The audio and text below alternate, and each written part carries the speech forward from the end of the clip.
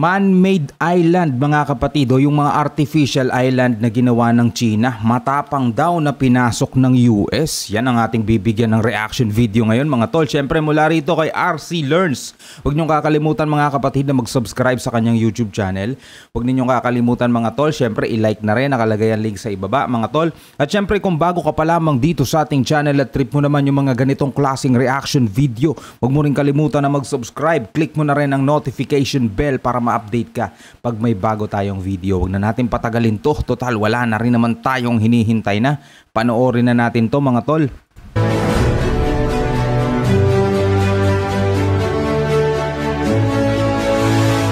Barkong pandigma ng Amerika, pinasok ang mga man-made island ng China sa West Philippine Sea. Isang matapang na paghamon ng ginawa ng United States Navy sa China dahil isang guided missile destroyer ang ipinadala nito at pumasok mismo sa mga artificial island na gawa ng China.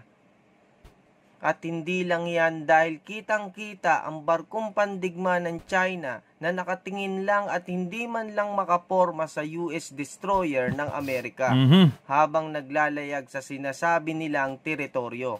Kaya pala ang mga mga Chinese mga tol, sabing provocation mga tol. Maangas din naman pala ginagawa ng Amerika sa kanila no? Tuloy natin. Well, man-made island nila yan mga kapatid, tapos sa teritoryong hindi pa kanila at pilipilit nilang angkinin. Kamakailan lang matapos ang mga insidente ng girian sa paglalayag ng US destroyer sa West Philippine Sea sa pagitan ng China, Philippine Coast Guard at US Navy, ay muling bumalik ang barkong pandigma ng Amerika at pumasok ito sa Spratly Island. Ang barkong pandigma na CG-62 ng Amerika na bahagi ng 7th Fleet ng US Navy ay walang takot na naglayag sa Ferry Cross Reef sa Spratly Island. Kahit pa nakabantay dito ang barkong pandigma ng China na halos kaharap lang ng US Navy. Talagang hindi sila pwedeng pagmulan no, kahit na sinasabi ng China na provocation yung ginagawa ng Amerika mga tol. Talagang walang basta-basta pwedeng manggulo no. Walang pwedeng magsimula. Ayaw ng bawat isa na magsimula Alam mo yun kumbaga sa suntukan sa kalye. Suntukin mo ako. Hindi, mauna ka, suntukin mo ako. Kasi kung sino yung mauuna, parang siya pa yung may kasalanan no. Parang ganun no. So anong mangyayari kaya mga tol no? Kapag patuloy itong ginagawa ng Amerika. Kasi itong girian nilang dalawa, itong China versus America, yung girian nila dyan. Tapos sa West Philippine Sea pa, talagang mapuputukan dyan yung Pilipinas din mga tol. Wala tayong magagawa, madadamay tayo. Kaya sinabi ni PBBM na hindi natin gagamitin, hindi tayo papayag na gamitin ang ating mga bases, di ba? Sa offensive action, sabi naman ni Salpanelo, hindi naman sila magpapaalam sa iyo kung anong gagawin nila, di ba? Hindi naman magpapaalam ang Amerika kung gusto nilang gawin yung gusto nila, di ba? Tuloy natin mga tol. Ayon sa pahayag ng US 7th Fleet Public Affairs, ang US guided missile destroyer ay nagsagawa ng Freedom of Navigation Operation sa West Philippine Sea na naayon sa international na batas. Ang Estados Unidos ay pinagtatanggol ang karapatan ng bawat bansa na lumipad, maglayag at dumaan saan man sa katubigan na pinapayagan ng international na batas. Ganun naman pala no? Meron naman pala silang pinanghahawakan na pwede daw dumaan dyan, pwedeng maglayag, pwedeng lumipad dahil naaayon naman daw yon sa international na batas. Ang problema yung international na batas na yun ang hindi kinikilala ng China mga tol. At para sa kanila, itong ginagawa ng Amerika o yung ginagawa nga lang nating balikatan joint military exercises, di ba? Provocation yan para sa kanila.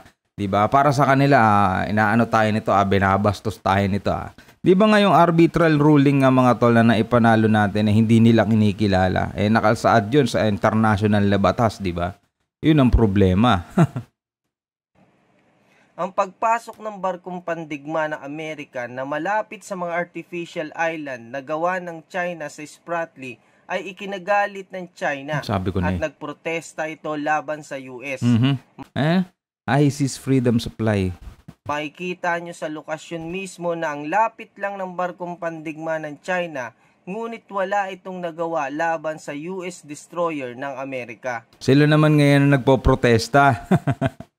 O ayan, nararamdaman nila yung ginagawa ng Pilipinas kapag sila yung nambubulas, di ba? Nagpo-protesta din tayo.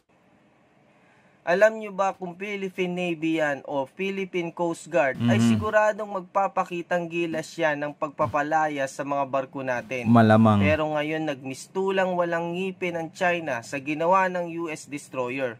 Pero China nagpasikat pa rin dahil ayon sa China ay tagumpay sila sa pagpapaalis sa barkong pandigma ng Amerika, kung saan labag na pumasok ito sa kanilang teritoryo nang walang permiso. Ngunit ayon naman sa pahayag ng US Navy, ang ginawa nilang Freedom of Navigation Operation ay isang pag-challenge sa China na maling paghihigpit sa lugar ng People's Republic of China. Kung totoo man ang sinasabi ng China na napalayas nila ang barkong pandigma ng Amerika, bakit pa nila ito hinayaan na makapasok sa kanilang man-made island? O baka naman talagang nabahaglang ang China at gustong bumawi sa kahihiyan na ginawa sa kanila ng Estados Unidos. Talaga nagpapataasan sila ng ihi, no? Kasi parehong higanting bansa to, mga tol, eh. Parehong malaking bansa to, eh. Siyempre sila yung talagang nagbabanggaan, no? Ayon pa sa China, ang ginawa ng Amerika sa kanila ay isang incursion o paglusob sa kanilang teritoryo. Agad naman naglabas ng pahayag ang commander ng US 7th Fleet na ang statement ng People's Republic of China ay mali at hindi totoo. Ayon sa kanila na ang barkong pandigma ng Amerika ay nagsagawa ng freedom navigation kung saan dumaan ito sa international na karagatan na hindi pagmamay-ari ng China. Dagdag pa ng US na kahit ano pa ang sabihin ng China ay hindi nito mapipigilan ang paglalayag nila para sa karapatan ng mga bansa. Ibig sabihin, ang sinasabi ng China na pinaalis nila ang US destroyer sa katubigan nito ay malinaw na kasinungalingan lamang. Ano sa palagay nyo mga ka-RC? Napaalis ba talaga ng China ang US destroyer ng Amerika o pawang nagpapasikat lang ito sa kahihiyan na ginawa sa kanila ng US? Well, hindi natin masasagot yan. Pwedeng totoo, pwedeng hindi rin, di ba? Pwedeng nagsasabi ng totoo ang Amerika, pwedeng hindi rin, no? Pareho nating pinapakinggan lang ang kanilang both side, mga kapatid. Pero tingnan nyo naman, yung Amerika, dadaanan nila yung man-made island ng China. Siyempre may intention yun namang inis, no? Kahit papaano may intention namang inis yun.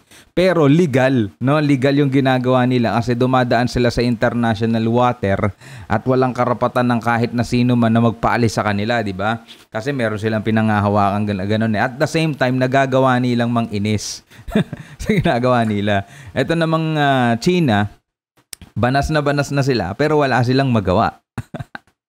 No? Ang lakas ng trip nilang dalawa, no? At dahil dun sa trip nilang dalawa, mapapahamak ang mundo, eh. No? Anong masasabi ninyo dito sa video yung napanood natin?